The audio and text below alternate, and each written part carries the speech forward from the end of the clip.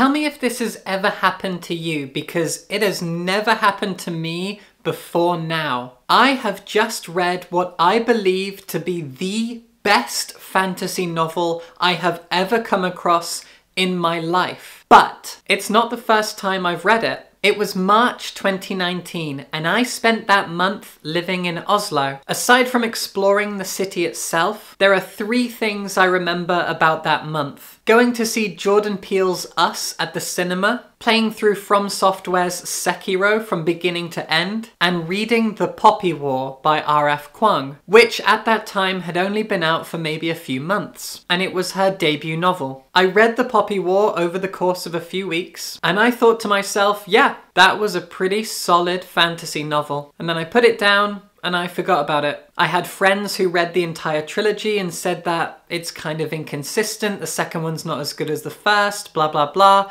I still don't know if I agree with that because I haven't read the second and third books yet. Then when Babel came out, which was such a colossal international hit, I kind of went, Poppy War was only okay, maybe I'll get to Babel at some point, don't really care. Then Yellowface came out. And Yellowface is one of the best books I've ever read in my entire life. So of course, after that, I read Babel, and now Babel is one of the best books I've ever read in my entire life. And now that I am fully back in a fantasy mood, I gave The Poppy War another go. And The Poppy War is the best fantasy novel I have ever read in my entire life. But I'd already read it. Has that ever happened to you? That something has become your favorite novel or your favorite book of a specific genre on a second read? Like you read it once and went, oh, that was fine. Or maybe you didn't like it at all. And then on the second read, not only did it click for you, but it became your favorite of a thing. That has never happened to me. And it's really lovely. It is really exciting. So let's dig into why The Poppy War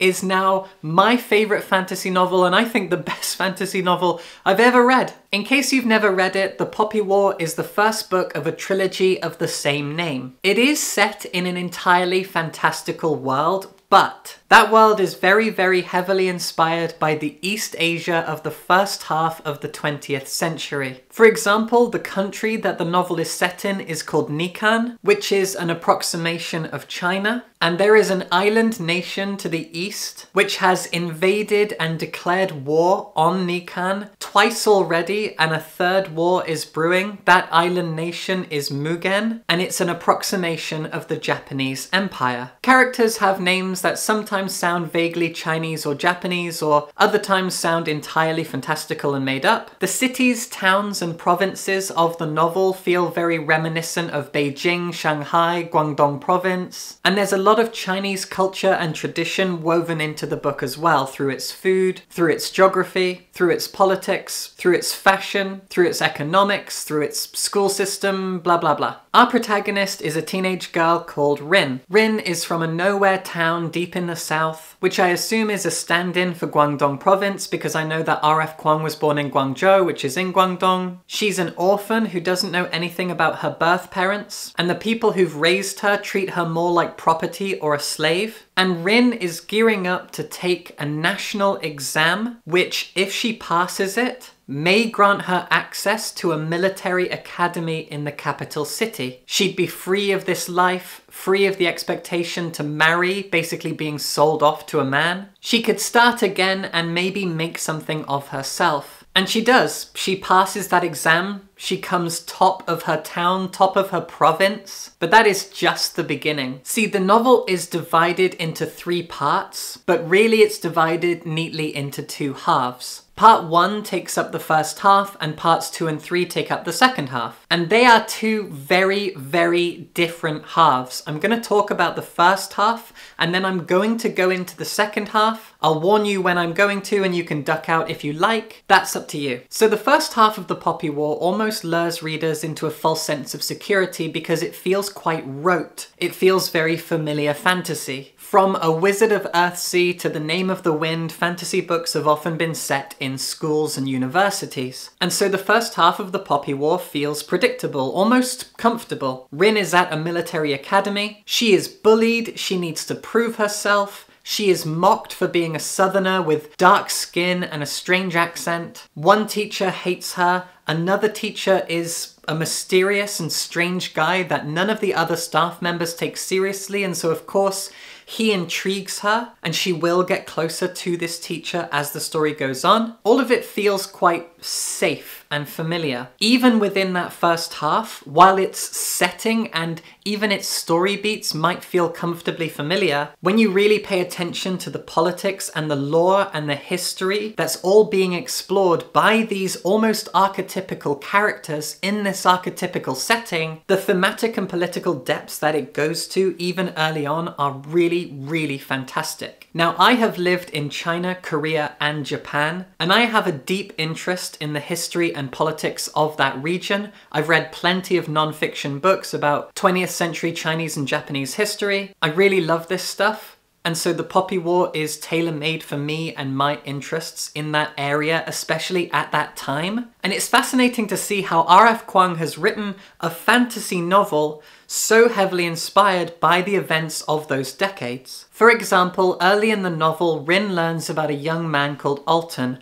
Alton is supposedly the last of his people. He's from an island nation in the southeast called Spear. Spear was utterly devastated in the last Poppy War by the nation of Mugen. And the people of Spear, known as Spearleys, were a uniquely powerful warrior race in touch with the gods, who supposedly could do impossible magical things. Now, when it comes to the real world allegory, I can only assume that Spear is supposed to be Taiwan, because back when the Japanese Empire was a thing, Japan invaded and occupied Taiwan for exactly 50 years up until the end of World War II. Not only that, as we get to know more about Spear, we learn that it was annexed by the Nikara Empire many centuries earlier. All of this makes it sound like Taiwan. But again, this is a fantasy novel, and while it's very, very important to pay close attention to all of these allegories, it's also important to remember that it is a fantasy novel and the author will take whatever artistic license she likes. Taiwanese people are not known for being a magical warrior race, but it is a wonderful, wonderful place. Taiwan is one of my favorite countries in the whole wide world. So in the first half of the novel, while Rin is learning so much about the history of her empire, the Poppy Wars, the Mugen Empire, the island of Spear and what happened to it, the politics of this world become very, very intense, but so easy to follow. For example, there is chatter not just at the academy, but in the wider world, that the Empress of the Nikara Empire let Mugen destroy Spear. It was a tactical choice during the Second Poppy War. Is that true?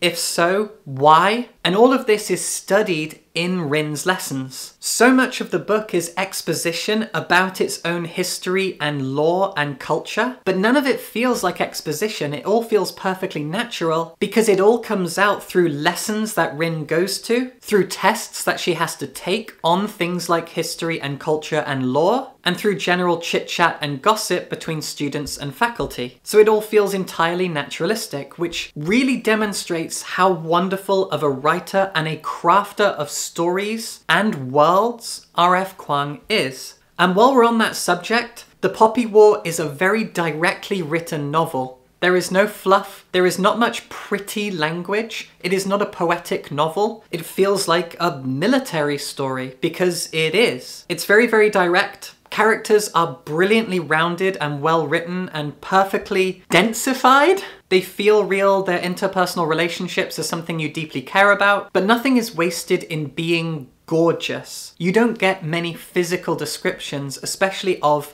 places. I don't think at any point characters eat food. There's never any wasted times on descriptions of food or cooking, things like that. The whole novel is about actions, events, and conversations. There's a lot of dialogue. So much of the dialogue is about politics, is about the world, is about modern recent history, and the characters chit-chat about each other. And so we learn about characters not just through their actions, but also through what other characters say about them, because a lot of the book is about rumors and hearsay. There's no wasted time, there's no fluff. It is clear and direct, and that makes it very, very focused and also incredibly addictive. The Poppy War is 500 pages long. I read it in 3 days, which is pretty good. Other people will have read it faster, slower, whatever. That's pretty good for me. And reading The Poppy War is the first time in months, I would say, that I've woken up and the first thing that's entered my mind is that book. I would wake up, make coffee, and think about the first opportunity I had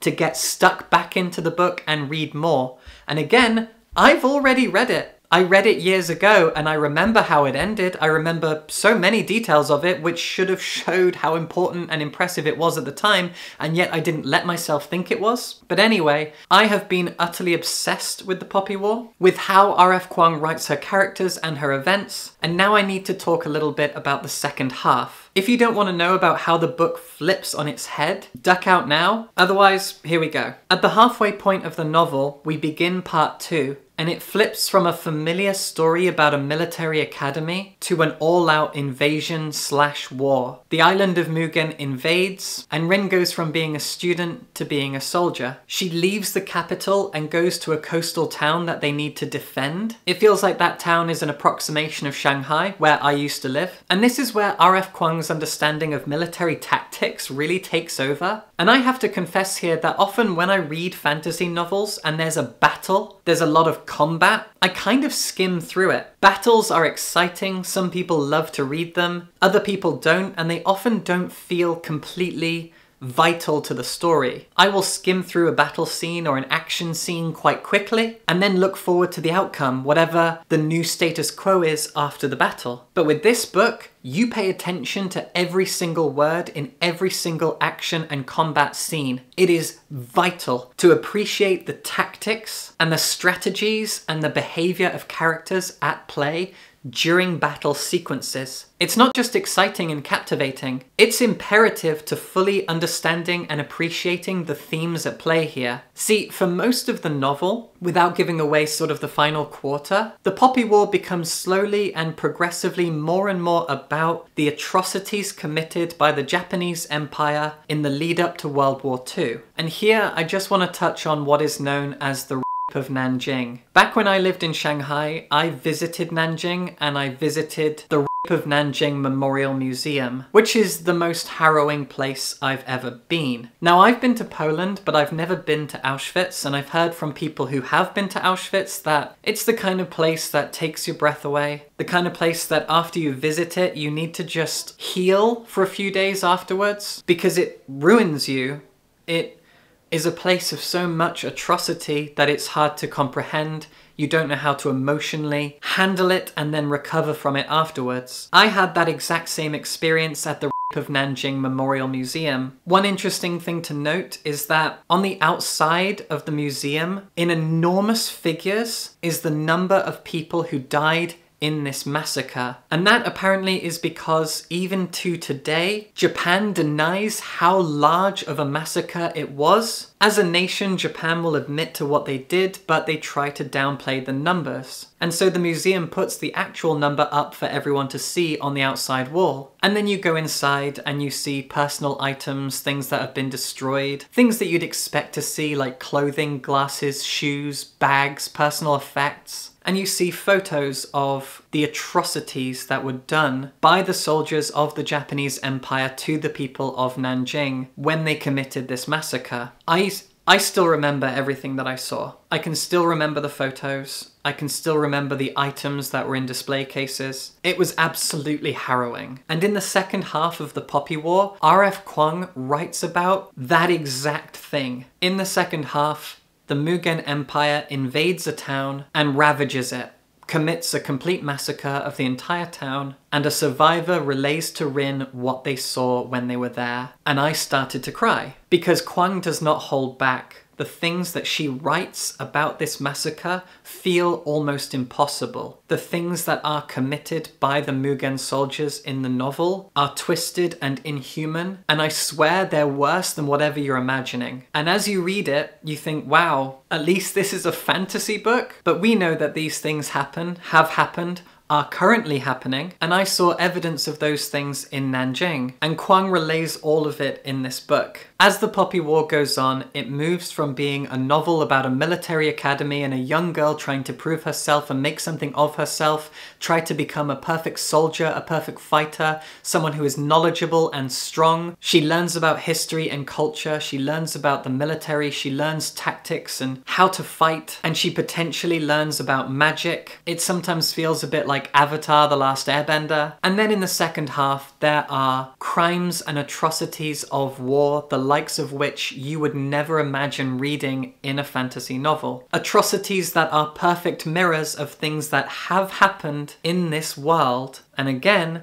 are currently happening in this world. When you look at its first and second halves side by side, The Poppy War feels like two different books. But that in itself demonstrates the disastrous effects of war. A nation can be calm and peaceful, prosperous even, comfortable, a happy place to live, and then it's invaded. And then suddenly the people have nothing. They are being killed and watching their families killed. They starve, they get sick, they cry out for help, they try to escape, and there's nowhere to go. Again, we are seeing this right now. And The Poppy War reflects that. The way that a young girl goes from being downtrodden and then works hard and gets into a good school and fights to earn her place and show what she's capable of, and then suddenly none of it really matters because her world is invaded. She is now a soldier at war. She could die at any moment, and she is seeing atrocities, the likes of which she's never even read about, she didn't even know were possible, because that's the realities of warfare. And all of this is being written by an author who is so adept at creating these stories and characters and these events that it is all so consistently, almost addictively readable that you do not stop. You turn the pages until you're done. You cannot look away. I've seen people on BookTok talk about how The Poppy War is really good on account of how it has a strong female protagonist.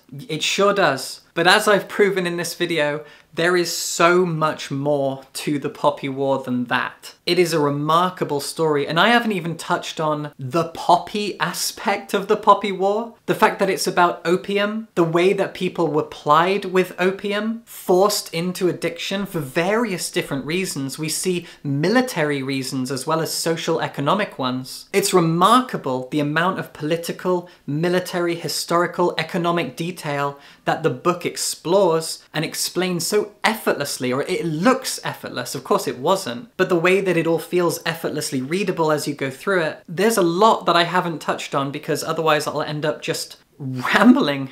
I need to keep this focused, so I'm going to stop here, but The Poppy War is the single greatest fantasy novel that I have ever read in my life. I am amazed by it. I'm going to finish the trilogy as soon as possible. R.F. Kuang might now be my favourite author because no one has affected me over and over again the way that she has. I hope you enjoyed this. I hope you read The Poppy War, but be prepared, it's not a light read. Consider supporting me on Patreon if you enjoyed this video and you enjoy my recommendations, and subscribe for books.